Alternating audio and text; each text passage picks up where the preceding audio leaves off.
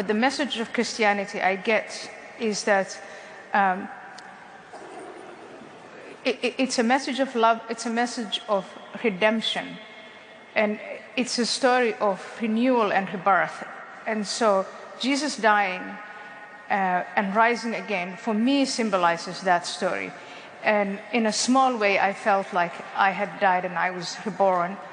And that story of redemption and rebirth, I think makes Christianity actually a very, very powerful story for the human condition and human existence, and the pain of suffering, but also our internal, the recognition of what you call sin, but perhaps the character defects, that both good and evil are there, but that both good and evil are in us.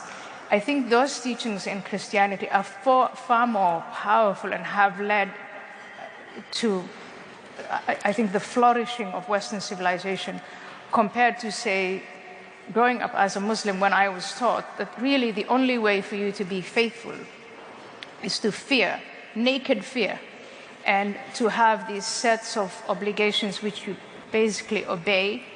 And that was very much about power, about, it was centered around hellfire and all of these other things.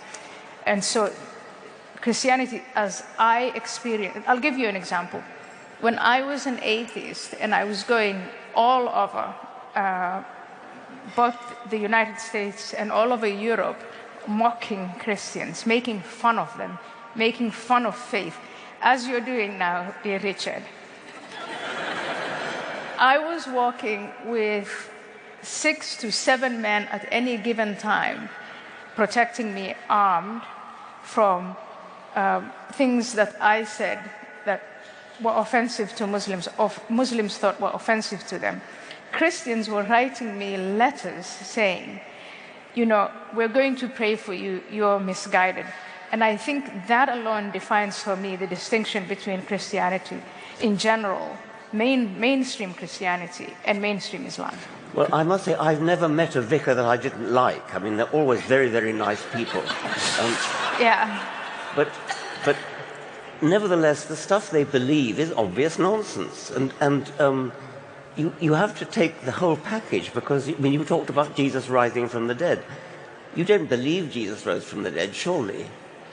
I choose to believe that Jesus rose from the dead. You choose to believe it? Yes, and that is a matter of choice. And it's a matter, I think it has to go back to, is there something or is there nothing? And I think you start with, there is nothing. And yes, for years I agreed with you, there's nothing. But if you come round to the idea that there might be something much more powerful than we are, something that caused everything else, then something like Jesus rising out of the dead, or these other miracles, Jesus being born out of a virgin, for that higher power is